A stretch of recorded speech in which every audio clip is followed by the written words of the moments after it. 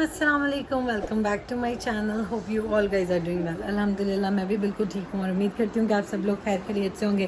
तो जैसे कि आप सब लोगों को पता है कि मैं अपनी अम्मी की तरफ आई हुई हूँ और आज का दिन हम लोग नई नई चीज़ें ट्राई करेंगे खाने में भी, और उसके बाद फिर थोड़ी सी शॉपिंग है, वो सारी डिटेल्स मैं आप लोगों के साथ शेयर करती हूँ। तो व्लॉग को आपने एंड तक लाजमी देखना है, और अगर मेरे चैनल पर न्यू है तो जल्दी से सब्सक्राइब करके वीडियो को भी लाइक करें। ओके जी, तो उसके बाद फिर आज हम लोगों ने खाए गुड़ वाले चावल और मिस्सी रोटियां।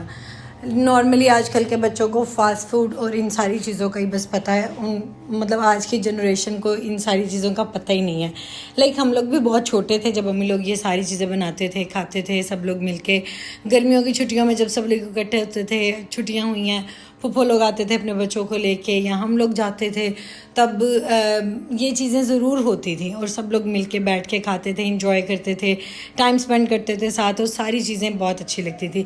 लेकिन आजकल की लाइफ इतनी बिजी हो गई है, बच्चे ही इतने मसरूफ़ हो गए अपने फ़ोन्स में और अपनी सोशल लाइफ में, तो उन लोगों को इन चीज़ों की वैल्यू का पता ही नहीं है। तो हम लोगों ने भी आज अपनी जो पुरानी मेमोरीज़ हैं उनको ताज़ा किया। तो हम लोगों ने बनाई थी मिस्सी रोटियाँ, लाइक जो जैसे बेसन वाले नान होते हैं वो फ्राई हो जाते हैं बेसन लगा के, लेकिन ये हम लोगों ने तंदूर से रोटियां लगवाई थी। बहुत सारे लोगों को इनका पता होगा जिन्होंने खाई होंगी। इसमें बहुत सारे स्पाइसेस डाल के बेसन के अंदर प्याज छोटे छोटे चॉप करके, और उसके साथ ग्रीन चिलीज़, दही और धनिया और इस तरह की और सारे स्पाइसेस वगैरह ऐड करके उसको बहुत थिक सी उसकी कंसिस्टेंसी उसकी गूंद लेनी है। गूंदने के बाद फिर उसको रोटियां जब तंदूर में लगती हैं, तंदूर में लगाने से पहले उसको उसके ऊपर लेप कर देते हैं, और उसके बाद फिर उसको हम तंदूर की रोटी जो होती है वो लग जाती है।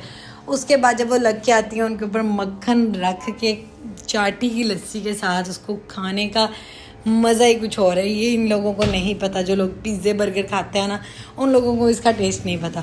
खैर पहले भाभी बना रही थी तो अम्मी को उसमें कुछ कमी लगी, तो उन्होंने कहा इसको मैं ठीक करती हूँ। तो फिर अम्मी ने यहाँ पर इसमें कुछ और चीज़ें और स्पाइसेस वगैरह ऐड किए थे जो कि ज़रूरी थे टेस्ट। अम्मी ये क्या कर रही है?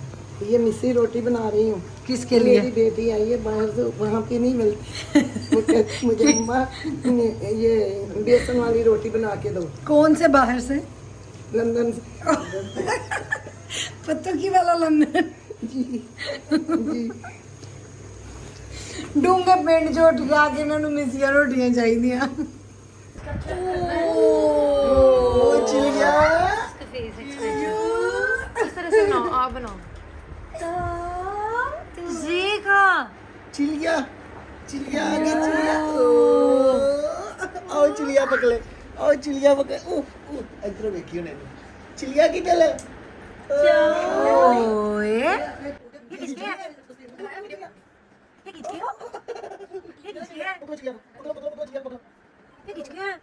ये आई फातिमा के हैं न्यू फ्रेंड्स, बंटी और बबली। ओह अल्लाह, गुड मॉर्निंग। ये किसके हैं? आई फातिमा, ये किसके हैं? ये किसके हैं? ले लो। अब बंटी बबली आज के न्यू फ्रेंड्स हैं ये। पकड़ो चिड़िया, पकड़ो चिड़िया।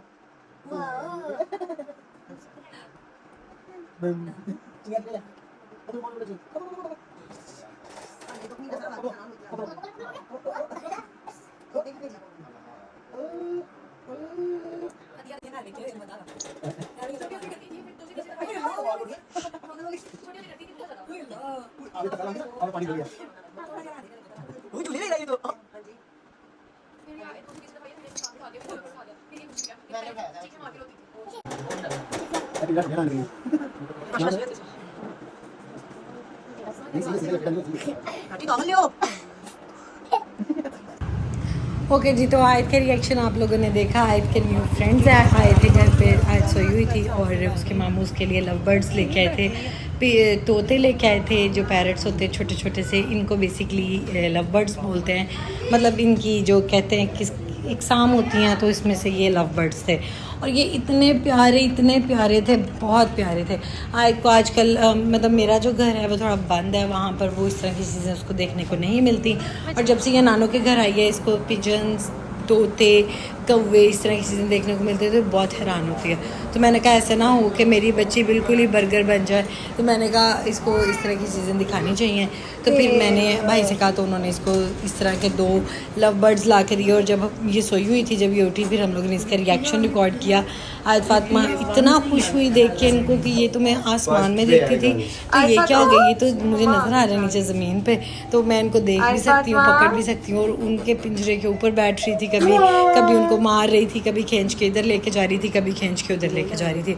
और जैसे कि आप सब लोगों को पता है कि मेरी आप ही आई हुई हैं और आप ही आई होती हैं, तो ऐसे कैसे हो सकता है कि हम लोग शॉपिंग ना करें। लास्ट ईद पर भी मेरी बहुत सारी चीज़ें रह गई थी जिनको मैं नहीं ले पाई और नहीं खरीद पाई, जा नहीं पाई, क्योंकि मैं अकेली होती हूँ इधर शॉपिंग करने के लिए। फिर हील भी समटाइम्स मुझे नहीं लेके जाते, वो चिढ़ जाते हैं, ज़ाहिर उनके अपने भी काम होते हैं। तो फिर मैंने कहा इस दफ़ा मैंने अपना बजट और अपनी जो सेविंग्स हैं वो करके रखी हुई थी पहले से ही कि आप ही आएंगी तो हम लोग ईद की शॉपिंग कर लेंगे। तो यहाँ पर मेरी बच्ची उनकी सफाइयाँ करने लग गई थी, क्योंकि इसको सफाई करने का बहुत शौक है। तो फिर हम लोगों ने काफ़ी सारी चीज़ें खरीदी, शूज़ वगैरह, जूते, कपड़े, जो जो चीज़ें रह गई थी। मक्का मॉल पे मैं गई थी क्योंकि आयत की भी कुछ चीज़ें लेनी थी, आयत की कुछ शॉपिंग करी। और उसके बाद फिर हम लोग खुद के जो 1-2 मुझे भी एक ड्रेस अच्छा लग गया, मैंने भी वही ले लिया। और फिर गुलामदर में भी कुछ चीज़ें खरीदनी थी। फिर सारी चीज़ें खरीदने के बाद, शॉपिंग करने के बाद हम लोग जब घर वापस आए तो आज फातिमा साहिबा सो गई थी। पहले ये बहुत सारा टाइम खेलती रही, उसके बाद फिर ये इतना चिढ़ गई कि इसने हमें कोई चीज़ ही नहीं लेने दी।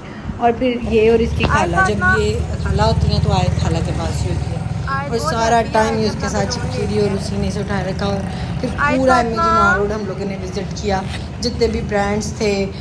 लाइक समटाइम्स ऐसा होता है कि हमें फिर की चीज़ें अच्छी मिल जाती हैं, ऑफ भी चल रहा था काफ़ी सारी जगहों पे। और फिर हम लोगों ने आज ने चलना स्टार्ट किया हुआ है आजकल, तो मैंने कहा इसको चलाओ, इसको भी पता चले कि हम लोग कितना थक जाते हैं। और जब वो बच्चे, जो मैं कहती हूँ बच्चे जब जिनके हैं, जो न्यू मॉमीज़ हैं, उनको पता होगा इस चीज़ का कि बच्चा जब टीचिंग फेज़ के साथ जब चलने वाले फेज़ में आता है ना, इतना कुछ तंग करता है ना, बच्चा ही नहीं चल रहा होता, वो माँ को चलना सिखा रहा होता है बेसिकली। इतना तंग करती है कि सारा दिन मैं इसके पीछे रहती हूँ।